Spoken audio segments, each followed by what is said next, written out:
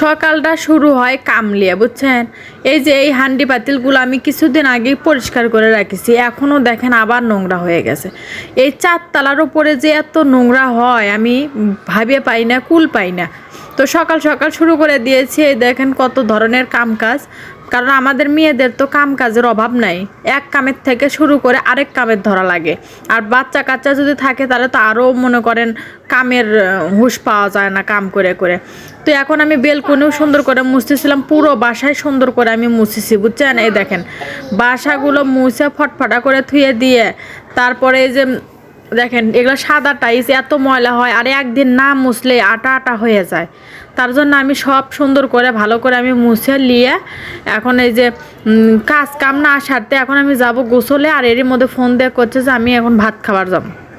তার জন্য এই তো ডিমগুলা সুন্দর করে ফাইন করে সেদ্ধ করে নেনো, সেদ্ধ করে নিয়ে যে এখন ভাজি আছে, ভাজি তো আর ঢুকবি না কারু, তার জন্য ওগুলো আবার ফ্রিজের মধ্যে রেখে দিছি। এইদিকে আবার এমন রোদ বাড়াইছে, তোষক উপরকার তোষকটা সুন্দর করে রোদের দিছি, কারণ রোদের দিলে কিন্তু একটু উষুম উষুম লাগে, ভালো হয়। এত সুন্দর রোদ নষ্ট করে লাভ আছে? তো তাড়াহুড়া করে রান্নাঘরে যাইয়া এখন এই যে রসুন দিব আমি। ওই যে ডিমের মধ্যে একটু রসুন দেই, কারণ ডিমের মধ্যে আদা দিলে কিন্তু ওই ডিম একটু মজা লাগে না।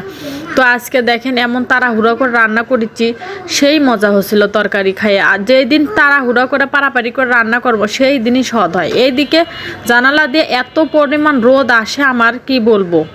তো এই তো ডিমটা ভাজা হয়ে গেছে, 3টা ডিম রান্না করব, হাঁসের ডিম রান্না করতেছি। হাঁসের ডিম খাইতে কিন্তু সেই মজা লাগে। তো এই তো হাঁসের ডিমটা ভাজা নিয়েছি, এখন নেওয়ার পরে এখন পেঁয়াজগুলো তেলের মধ্যে দিয়ে দিব। তেলের মধ্যে পেঁয়াজ দিয়ে দিতে দিতে এদিকে ভাজিগুলো আমি ফ্রিজের মধ্যে রেখে দেই, কারণ এই ভাজিটা আর কেউ খাবে না, কারণ এক দিনের তরকারি আরেক দিনে খাই। আর দেখেন কত বড় বেগুন ফ্রিজে রেখে আসতে দেখি বড় একটা বেগুন।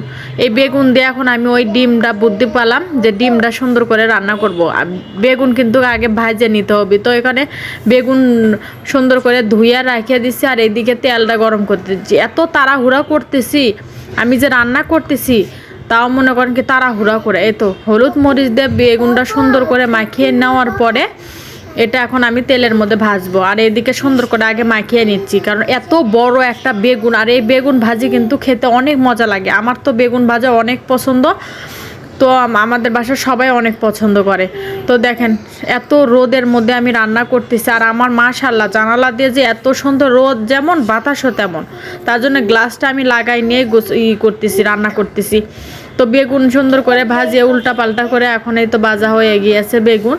এই বেগুন ভাজায় আমি দিব ডিম ভুনার মধ্যে। ডিম ভুনার মধ্যে বেগুন ভাজি দিলে কিন্তু অনেক সুন্দর লাগে, এটা একদিন ট্রাই করে দেখেন। এইদিকে দেখেন তাড়াহুড়ার সময় কাম কিন্তু আগায় না। এইদিকে যে মরিচ শেষ হয়ে গেছে, মরিচটা সুন্দর করে আমি করে নিলাম, ঢেলে নিলাম। তারপরে যে পেঁয়াজ আর মরিচের মধ্যে অল্প একটু রসুন পিষা দিলাম, দেখলামই তো। পিষা দেওয়ার পরে এখন সুন্দর করে ওই রসুনের ঘ্রাণটা দূর করার পরে তারপরে হালকা পানি দিয়ে দিব। পানি দেওয়ার পরে সুন্দর করে লাইড়ে সাইড়ে এখন হলুদের গুঁড়া, অল্প অল্প করে মরিচের গুঁড়া সব দিয়ে এখন এই যে সুন্দর করে দেখেন আমার হলুদ মরিচের কালার দেখছেন, এগুলো ভাঙ্গানো মরিচের কালারই অন্যরকম। আর ঢাকা শহরের কিনা মরিচ খাইয়া কোনো নাম নেই, যেমন কালারও হয় না, কিচ্ছু হয় না। তা এই তো ডিমগুলো সুন্দর করে পেঁয়াজের মধ্যে দিয়ে দিলাম। পেঁয়াজের মধ্যে দিয়ে এখন সুন্দর করে কষিয়ে নিয়েছি, অল্প একটু পানি দিব। পানি দেওয়ার পরে এই তো এখন বেগুনগুলা দিয়ে দিচ্ছি। বেগুনগুলা দেওয়ার পরে কালার দেখছেন, তরকারির কালার দেখেই তো তরকারি দিয়ে ভাত খাবার এখন আবার মন চাইছে কর্ম। দেখেন কত সুন্দর হয়েছে কালারটা কিন্তু সেই এত মজা হয়েছিল আমি কি বলবো। আমার যে 4 বছরের একটা বাচ্চা আছে, এত মজা করে ভাত খাইছিল আমার মাইয়া এই তরকারি দিয়ে। তো সবাই ভালো থাকবেন, আল্লাহ হাফেজ।